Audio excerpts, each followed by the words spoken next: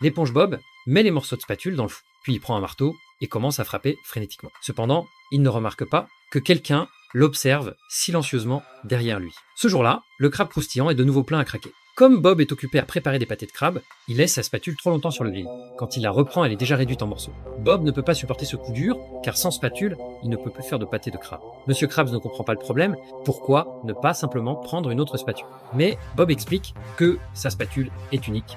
Elle a été forgée il y a plusieurs années par un sage, utilisant une méthode spéciale de forge dans les montagnes enneigées.